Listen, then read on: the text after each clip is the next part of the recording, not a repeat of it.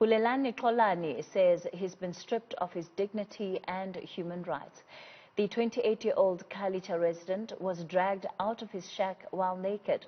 4 officers from the City of Cape Town's Land Invasion Unit have been suspended as investigations continue. Newzroom Afrika's Atim Tongana has more. Bulelani Qholani says the law enforcement officers did not give him time to get dressed. Because I am Cooper Lamont, demand matter, and the guy gave Shaman and Bon and the Shaman the soul up. At the foot in the Slibas and Janiquas and the Basakukam, Lindanimna, Kukam up. Abandon a Sebalegi, list some Gabanwan, the Funupuma went to Banabam, and then Ukwell up upon the Puma Ban Jalaba and Puma, but the Pumas and Demangas. Is all up a butatin Bama Panga Pamil, Gondi Loyo, Ayan Kaba, law enforcement Panga Pagat.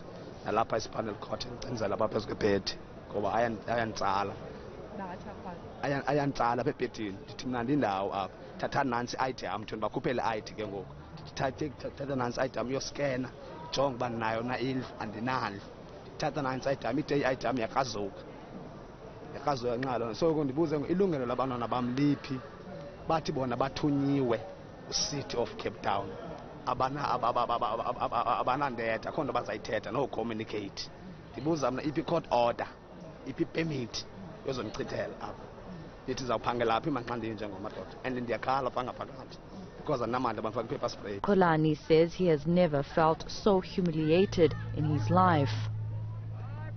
He is afraid the images of his naked body going viral on social media will affect the way his family and the public sees him. Into eyenzeke kum izolo since ndazalwa zandayenzela le ndenzelo ngalosuka boy kwa-City of Cape Town izolo angene ndihlamba kwam isidima sam siphi ndingumuntu okhonzayo sisi abantu nxa bendijongile bazawujonga ntoni. 4 of the law enforcement officers involved in the incident have been suspended. Qholani and other affected residents attempted to get answers from the City of Cape Town. Even here, Qholani received this kind of treatment from police officers who ordered them to leave. For Newzroom Afrika on Channel 405, I'm Atim Tongana in Cape Town. Well, let's take you back to our conversation with Western Cape Premier Winde. We're talking about the forceful removal of some dwellers in Cape Town, and more specifically, the video that has gone viral, one of those residents being pulled out of his shack naked by officers. Premier Winde, you were still explaining to me why it is that these evictions are being carried out during a global health crisis. Well, of course, no eviction may legally take place during lockdown and this crisis. The courts are not able to give permission for evictions of people from homes. The evictions that are given permission are illegal invasions where people are not residents.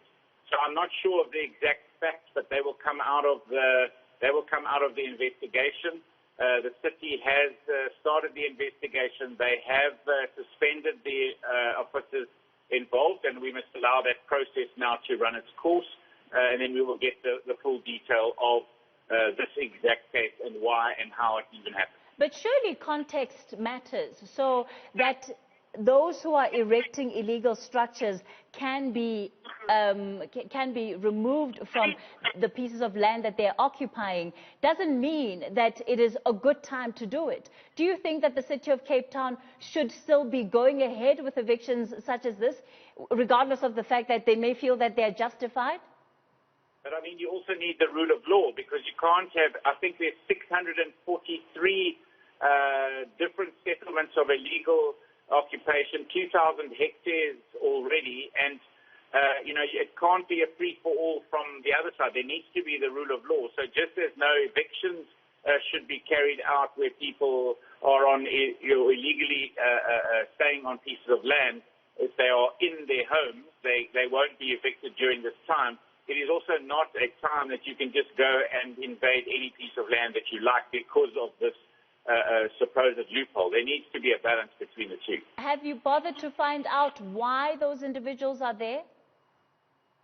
Yes, but I don't want to put my opinion now on that specific case, because I've heard some of the different stories, both sides, etc., but I think we need to allow the process to run its course. The officials have been suspended and there is an investigation taking place. Sure, but the context is important because it's not the first time, in fact, that you and I, Premier, are having a conversation around evictions in the city of Cape Town. So what we're told about some of the individuals is that some of them have been kicked out from the places where they were renting, the rooms that they were renting, and therefore have nowhere to go. They've lost jobs as a result of the lockdown. So the context in this instance, I would imagine, is important. How much weight does that have? Well, I'm sure that will be part of the investigation.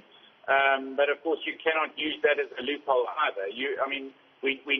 People can't be chucked out now because you're in a residence. If you're renting a place, etc., under lockdown, you cannot be told to leave. But people are being kicked out. And in fact, one of the experts that we spoke to earlier on in the show said the city of Cape Town in particular did not have any legislation in place to adequately protect residents and to protect those tenants, rather, from being kicked out by their landlords. All right. Well, the same law applies across South Africa. There shouldn't be different laws in Johannesburg versus in Cape Town. But we'll have to see whether that is the case. I'm not sure how that specific law of right to property is different from one city to another. So what should happen to these individuals? Well, you should, first of all, if you are being illegally evicted from your home, no matter where it is, then, let us know. We will stand by you. You can't be illegally evicted during this time. But of course, you also cannot illegally go and claim someone else's property at this time either. So that's why this needs to have an investigation. Part of the difficulty that you're facing is that because there has been this pattern of behavior in the Western Cape during this lockdown, and even before the lockdown, but especially during this lockdown that has caught the public, the attention of the public, is that your government is seen as an uncaring government. Well, I wouldn't say it's only in the city of Cape Town that this happens. You see it happening all over South Africa at the moment, where illegal occupation is being dealt with by the law. That's what we also need, the rule of law in our country. But of course, we also need, we don't need police brutality, and we need humanity to deal with issues like this. We need to do it in a humane way, but we also cannot allow this to be a free-for-all. Surely a humane way of dealing with people, if you're going to evict them, is ensure that they have a place to go to. That doesn't seem to be the case here. Well, of course, it depends on the courts. Normally what happens in those courts, if it is an eviction prior to COVID-19, that's exactly what did happen. The municipality, irrespective of whether it's Cape Town or Johannesburg, the municipality then gets normally attached in that eviction order to say you need to find alternate space for those individuals. Of course, now during this time, the courts are only giving eviction to shelters that are being put up that are done illegally on pieces of property. But even that idea that you're bringing up is being contested by those that are representing many of these dwellers in court. They're saying that these structures are not as illegal as the city of Cape Town claims they are. And in fact, the Legal Resources Centre is going back to court over this very same issue about a month or so later after the initial court ruling was handed down. Well, that's obviously why there's a separation between government and courts in our country. So the courts have an independent view and make a ruling. And then, of course, from there, SAPS or law enforcement or Red Ants or whoever they are then have to carry out that ruling from the court of law.